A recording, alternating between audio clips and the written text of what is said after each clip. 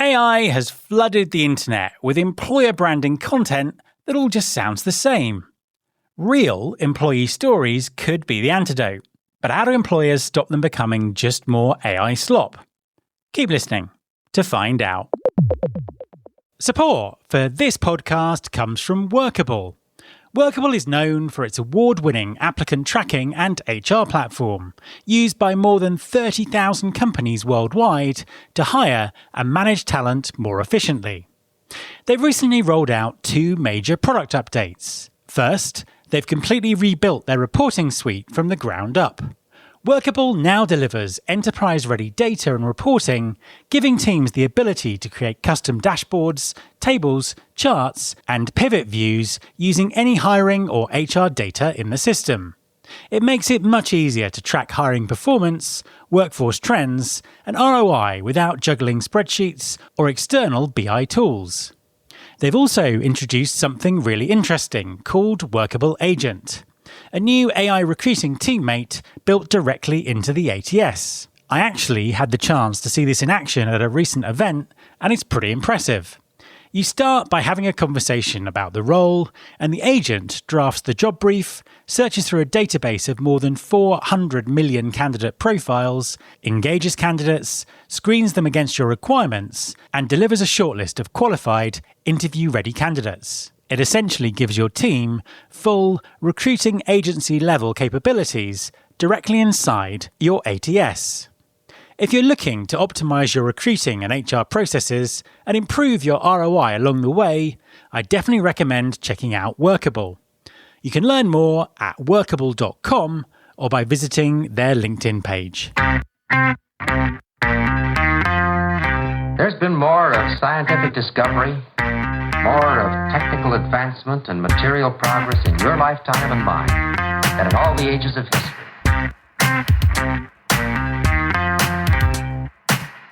Hi there, welcome to episode 782 of Recruiting Future with me, Matt Alder.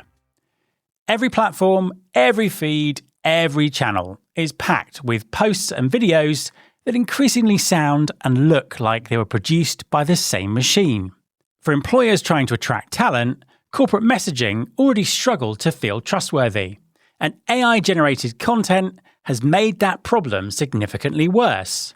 Candidates want to hear from real people, not from polished brand accounts. So is content the answer, where real employees share their own authentic experiences of working at a specific company? The potential is enormous, but so is the risk of doing it badly and simply creating more forgettable noise. So, how do employers tap into employee voices in a way that genuinely builds trust? My guest this week, in an interview that we recorded live at Transform, is Rona Barnett-Pearce, founder of Workfluencer Media. In our conversation, she shares what separates effective employee content from scripted corporate messaging and what companies need to do to get started. Hi, Rona. Welcome back to the podcast.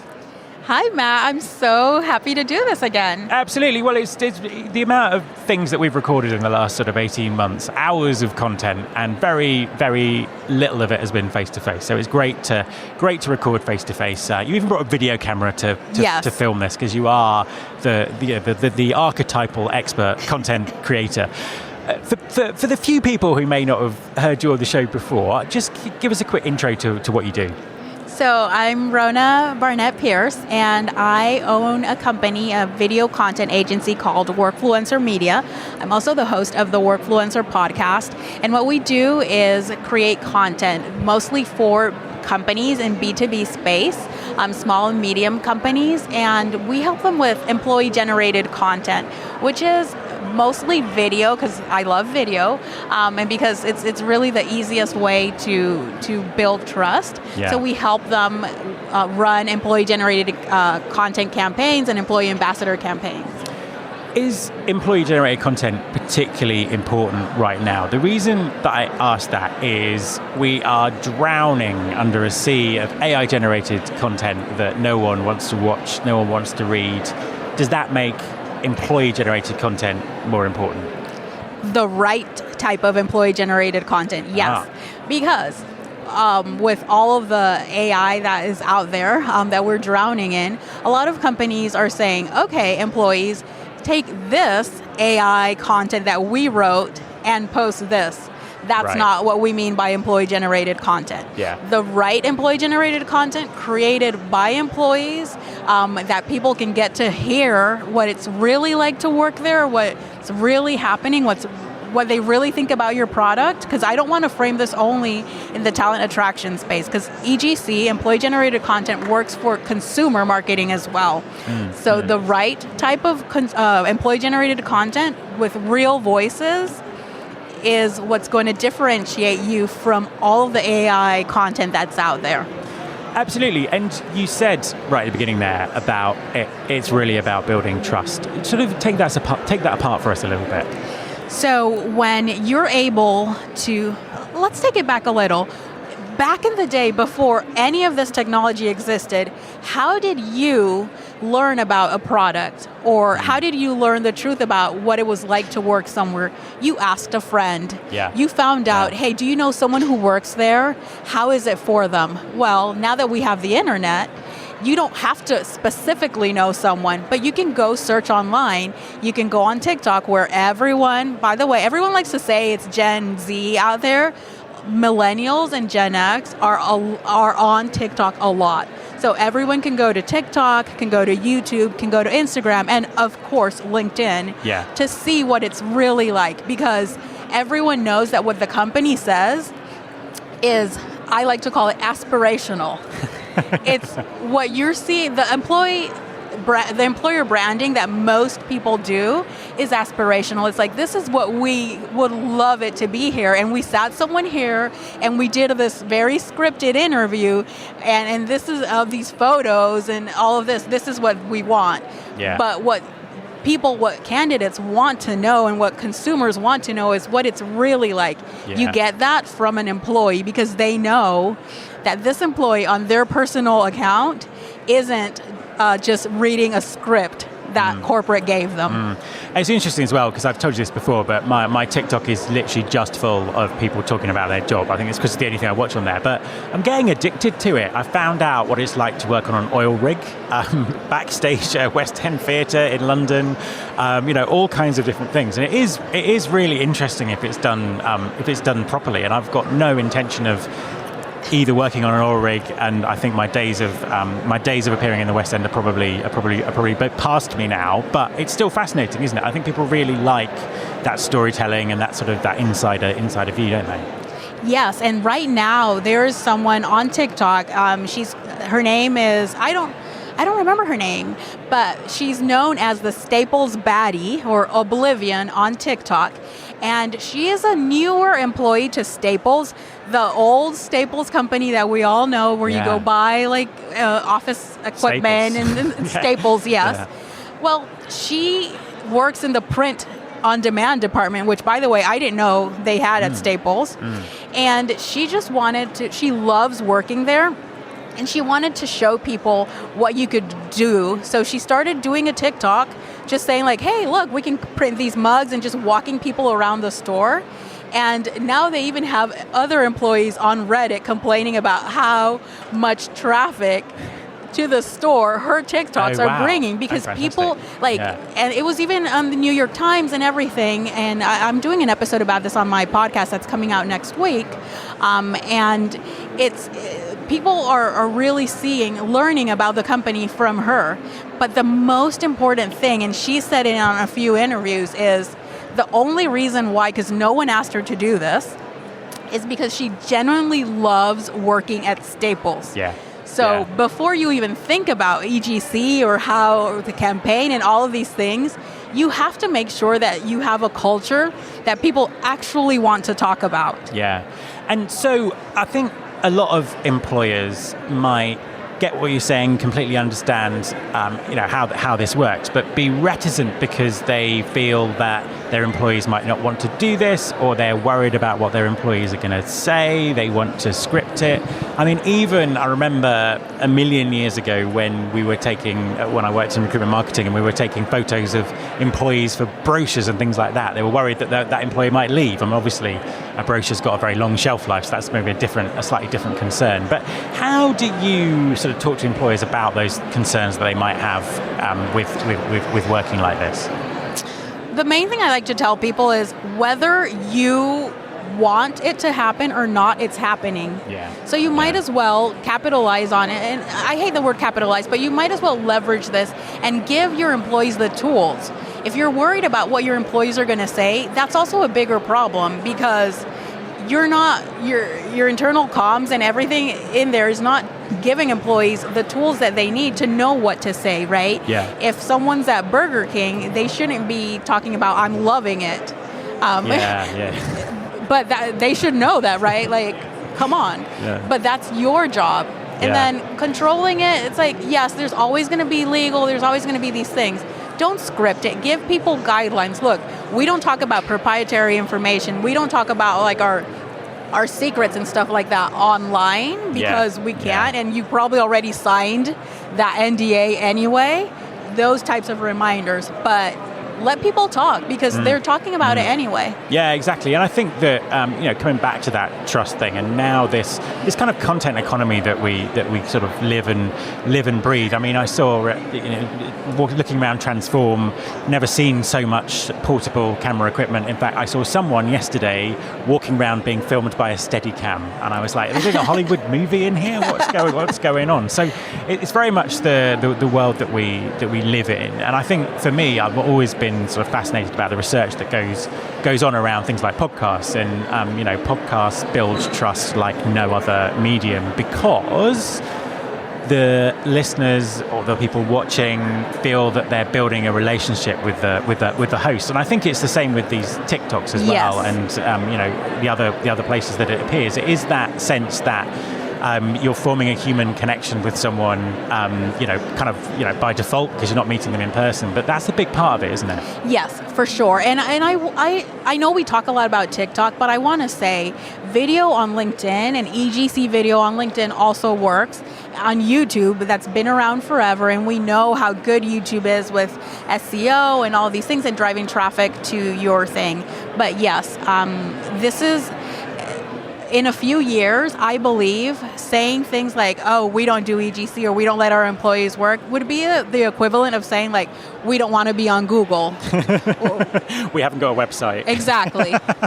No, I think you're right, because I think that there's a whole shift, and there is a generation coming up that this is how they get their information and communicate. And it's not just a generational thing either, because I'm certainly not a Gen Z or a Gen Alpha. And content is something that I do, and it's sort of really, really important from that perspective. So who are the employers who are doing this well? Who are you seeing doing good things here? Surprisingly, they're mostly in Europe. Yeah. And they're mostly companies that you would not, like PwC Switzerland. Wow. I know, exactly. Yeah. Like, really? They're doing great. It's Ulta is actually paying their employees. They have a compensated program called Ulta Beauties. Nice. Where they treat it just like an influencer campaign. Yeah. And they pay their employees to create this content on the clock, but they get an extra payment for it. I've done 2 episodes about the legal implications of how to do that with Heather Bussing and with the compensation specialist Cynthia Abbott-Kerr as well. And there's also, who else is doing this really well? Saks Fifth Avenue. We know how that's going there, but lots of the retail companies, of course, have understood because they've been, and I think it's the evolution. Retail companies have been doing influencer marketing, and they've been doing user-generated content, like from their customer base. Yes. So they've been able to adopt EGC way faster. it's interesting as well because I was using that sort of life in a day example. They're quite sort of surface level in terms of content. You get to kind of see things. But I've also seen companies who've really done really deep dives. So I'm thinking of a pharmaceutical company that set up a podcast series, and the series was like two of their scientists talking about science stuff and the science stuff that they did, and completely incomprehensible other than by people who did that job. And offering something out to the world, some insights and some things like that, but also what a brilliant way to showcase the work that you will be doing. So this isn't just about people working in retail or kind of quirky jobs like working on oil rigs or in theatres. It's giving that sense of what you'll be working on at kind of every level, isn't it? Yes, and it's such an easy way to really showcase the thought leadership, even though we hate this word, that is within your company. But how else would you get out into the world the caliber, the quality of the employees that you have, other than letting them talk about what they do and what they know best? And then, yes, you'll definitely attract the people that you're wanting to attract, which is the entire point. So you talked about lots of different ways of doing this. What would your advice be to employers listening who aren't going all in on this at the moment, but see the value and really want to get started? Where should they start with this? I think the easiest part is everyone always says, oh, we don't know if our employees are going to want to do this. I promise you probably have some content creators inside your company. Yeah. They're probably not telling you, but you probably have them. Start with them, because even if they do written content, they will be more they'll know how to create content. So if you're wanting to get them into video, they would be the easier ones to do it. And if you want to start with written content, with written EJC, that's also valuable. I'm not going to discredit any other form of any other medium of content. Yeah, absolutely. So let's just talk a little bit about the show that we're at. It's very busy and very, very, very noisy. Yeah. There's a huge amount going on. What have you seen? What have you seen that's interesting? What conversations have you had? How's it been for you? I think the thing that's been the most interesting to me is I've been asking a question. I've been doing street interviews, and I've been asking people, on a scale of what's AI to AI, I've handed my job over to AI, how much have you integrated into your workflow? And people are using AI, but people aren't it's not what the tech bros are saying, that AI is taking over everything. Even the companies that have a lot of AI and are using a lot, there still has to be a lot of human oversight. Yeah. So all of these headlines about AI replacing and all of that, I think it's just a lot of hype. Talking to the people here on the ground about what's really happening is, yes, AI is being used. Companies are being smarter. By the way, I asked this question last year, so I'm comparing the answers. Good comparison. And more people are using AI this year than they were last year, and more people are interested in learning even on their own. Yeah, it's interesting. I think that kind of sums it up quite well, because I was at another conference last week, also in Las Vegas, and listening to Ethan Mollick do a keynote about AI, but also about AI in the context of HR and work. And he said something that really kind of resonated, which was AI is being built by 20-year-old tech bros who have no idea about how it works in a work context. And that is HR's job. And that is what HR and talent needs to be doing. It's not a technology project, it's a people project. And how do you contextualize it? And what does it mean? And how does it all work? And I think that is what I'm starting to see conversations around now, which is great to hear. Definitely. Interesting times. And I suppose just sort of finally, let's talk about the content creators at events like this. So we are, for people not watching the time-lapse video that Rona's set up, we're kind of in the podcast area, so there are 4 sort of booths. We seem to have the one with the worst furniture. I'm not quite sure why, but I'm not videoing, so that's fine. Lots and lots of content being created everywhere I look. I saw the person with the Steadicam. Still can't work out what that was about, but lots of filming, lots of things going on. And it's interesting because I don't see this very much at conferences in Europe, but I see it a lot at conferences in the US. What's your take on it? Why is this happening? I would love to say it's because of all of my content talking about how HR tech really needs to start leveraging what's happening, the conversations that are happening here past the event. Yeah. But I think really we're living in a world where everyone understands that content marketing is it's a huge part of marketing. So yes, you're spending all of this money on a booth, but you're only reaching the people that come to your booth at this event that has a limited, huge, but limited amount of people. Yes, there's 4,000 people I think here, and maybe 1,000 will come to your booth. Let's say that. Yeah. But if you create content and you have conversations about what your customers are saying, what prospects are saying, and just what you're doing, you can reach millions if you want, depending on what your distribution of the content.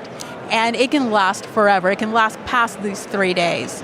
Yeah, and I think it's so important because LinkedIn these days is it's like everyone's writing with the same AI. Yes. And even people who are writing about people who shouldn't be writing with AI are still using it because you can see all the phrases and stuff like that. I mean, as a side issue, I think we're getting to the point where we're all starting to talk like an AI because it's all we read. But I get really frustrated because there are so many great stories, there are so many different types of content that people could put out there, and an AI post that is just not really telling us anything new or creating any kind of human connection. I just don't get it. But it appears to be what everyone's doing at the moment, which is not good, is it? I just really hope, and I don't want to be a Debbie Downer, but I'm seeing a lot of I like to call it solo videographers with no producers around. So lots of people are like, yes, we're going to get content, film.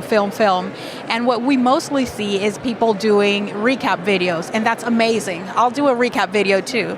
But there's so much more you can do with the content. So I encourage anyone who's in HR tech, who's listening to this show, who's going to go to an event, who's going to make the investment in content, please have a plan. Yeah. Other than we're creating a recap video, amazing recap videos, but like what else can you do? That's really where you're going to get your ROI. And I think also it's really important to say that good content just doesn't happen by accident like that. So much goes into this, and I think if you look at some of the best TikTokers or the best YouTubers, if you haven't seen what they do behind the scenes, the amount of work and expertise that goes into creating content that just looks natural and spontaneous, and I think it's important people realize that, isn't it? Yeah, and we are so friendly. There's so many HR creators nowadays, HR and TA, and I love it. We're all friends and we all know each other and we all talk about it. If you're in HR tech, if you're at a conference, talk to us. Look at what we're doing. All of this, there's a plan. Like everyone's like, oh, you're walking around with a mission. Yes, I have my shot list on my phone. Yeah, exactly. There's a plan. Yeah. No, it's funny because I'm trying to do more video, but the amount of planning that's involved is interesting. So I'm very much sort of audio centric at the moment, but I'm kind of moving into other media. Rona, thank you very much for talking to me. Thank you for having me on the show. It's always a pleasure. My thanks to Rona. You can follow this podcast on Apple Podcasts, on Spotify, or wherever you listen to your podcasts. You can search all the past episodes at recruitingfuture.com. On that site, you can also subscribe to our weekly newsletter, Recruiting Future Feast, and get the inside track on everything that's coming up on the show. Thanks very much for listening. I'll be back next time, and I hope you'll join me.